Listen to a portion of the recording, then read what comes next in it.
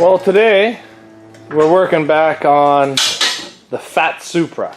Now, I've decided to come up with a name for this. I'm going to call it Earl. And why am I going to call it Earl? Because I think that I've been calling this thing a Fat Supra, and everybody's got a fat cousin named Earl, or a fat uncle named Earl. So this car is going to be Earl, the Fat Supra. So, I don't know. There's some issues going on with the motor in this thing right now. Being OBD1, it doesn't want to keep remembering the codes. I think it's this thing, but I'm not sure. It doesn't want to idle very well. She'll rev out just fine, but she'll throw engine codes, and then she'll start running fine, and then she'll run rough. So I kind of think it's that, but everything else seems to be doing really good. I checked the timing belt. It looks really good. Electrical, the radio still isn't working, but I will definitely figure that out very shortly. And stuff to come like that. So what we're going to be doing is we're going to be working on some unibody patch panels right now. So we got this one going on, and we got another one going on there. I have been looking for different rims for this because I did order Lexus LS brake kits. That's off the bigger sedan, so the brakes are actually much bigger, and apparently they won't clear these rims. So we'll be putting all that on, and I still haven't chose which rim I'm going to buy yet. I kind of want ones that stick out a bit. Not sure, especially in the back. You see how inset the back rims are on this, and yeah, so we're going to be doing that, and then we got the brake kit coming, but we're going to be focusing on the rust repair today. I've already cut out the piece. I have this piece kind of mocked up. I drilled a hole in it, put a self-tapper. So we're going to be kind of putting it in there, tacking it, and cutting it, and trimming it, and all that. I'll show you some of the damages here, but we've come up with a good name for this car. It's Earl. So let's get her up, and we'll start taking a look at it. So we got it up here on the hoist. I pulled this tire off because I was just tired of smashing my head off of it.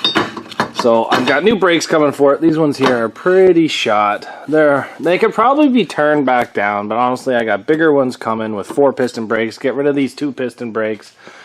So the hole that we're fixing today is this one. So as you can see, I've already cut out the bad. I'm going to get in there with a grinder and make it so that the steel is a little bit easier to weld to. Get rid of all the sealant. Realistically, this is not a bad hole. As you guys take a look, this is what it should look like.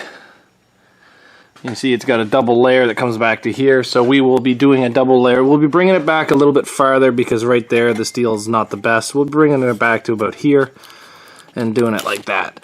Now there's one other hole, but I'm going to try to get a whole new subframe for it.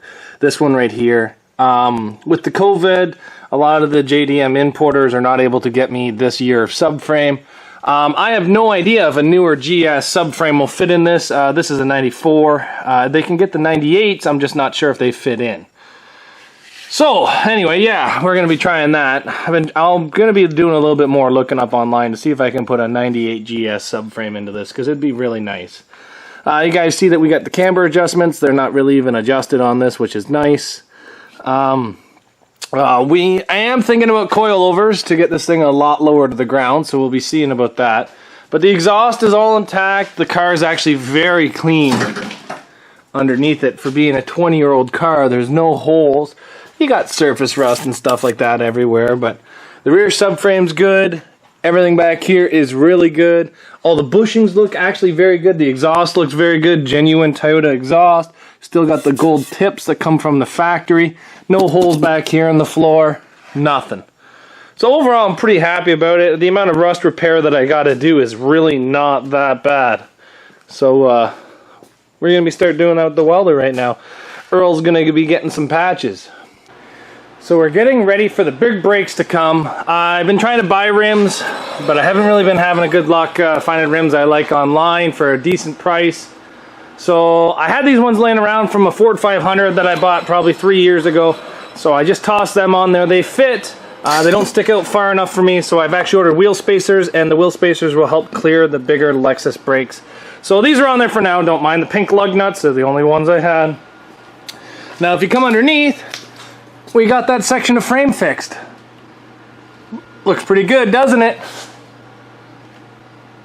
So we are getting along on this. We, like I said, we changed out all 4 tires. I did take the tires off this and try to put on my daily driver Lexus.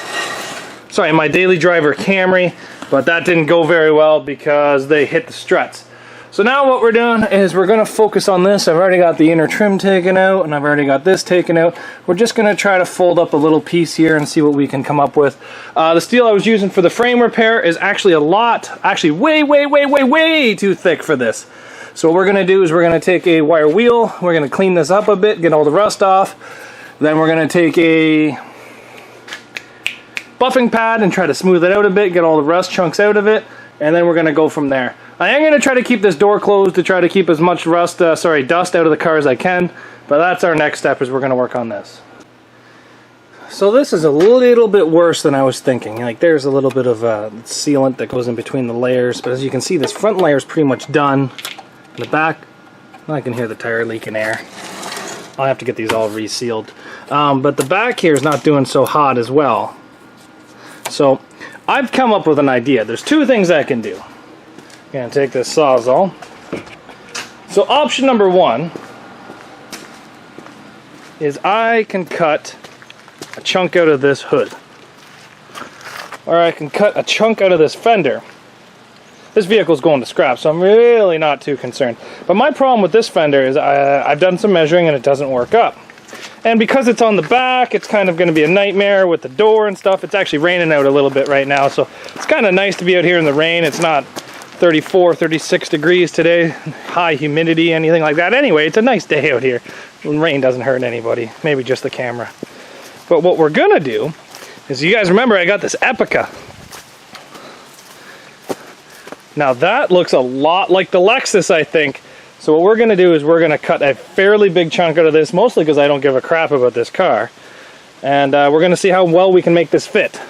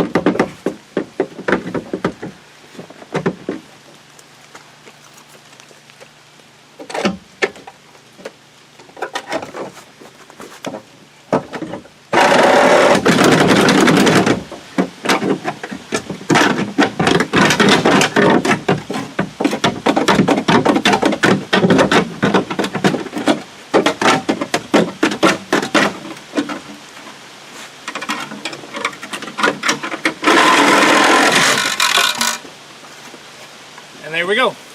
We cut a lot more than what we needed, but the rain's starting to come down pretty hard. She's mint! So this took a lot of brave and guts and glories to cut this piece out. And then we've got this piece fitted to go in here. It's going to take a lot of welding. As you guys can see, the wheel lines don't exactly match, but it's good enough for me. I think I'm going to put plastic fender flares over it anyway.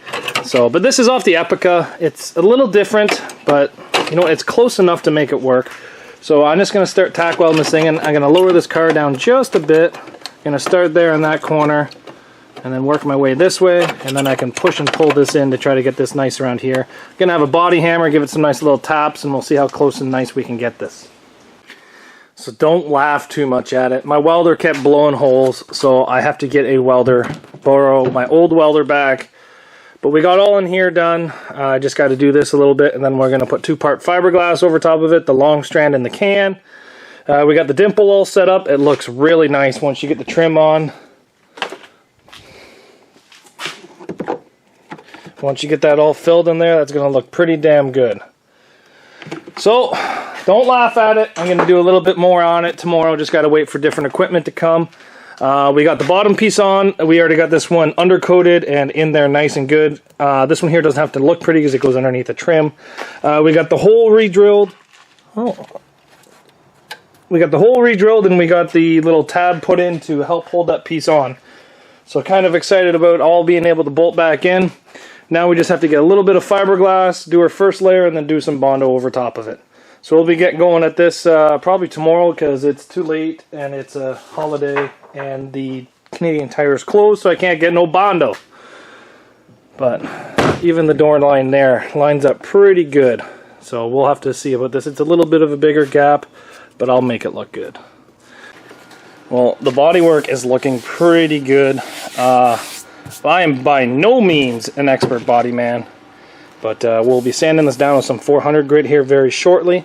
I just got to run up and start putting my lunch on for work tonight because I got to go there in about 2 hours. So yeah, bodywork's looking half decent. Listen, this is not going to be a beautiful job. This is just going to be a job that seems to work for me. Body lines look pretty good all the way down, except for right there at the tip. It's okay, it's just the tip. Once all the trim goes back on, it actually does look pretty good. Here's the trim piece here, and just see if we can jam that in there. It's not going down all the way because I got tape all over that, but anyway, you get it. The trim piece goes in. But it's looking pretty good. So we're going to put a little bit of black on this, and then we're going to wet sand it, try to get it a little bit smoother, and then that'll pretty much be the end of the bodywork, thank God. So let's get going on that.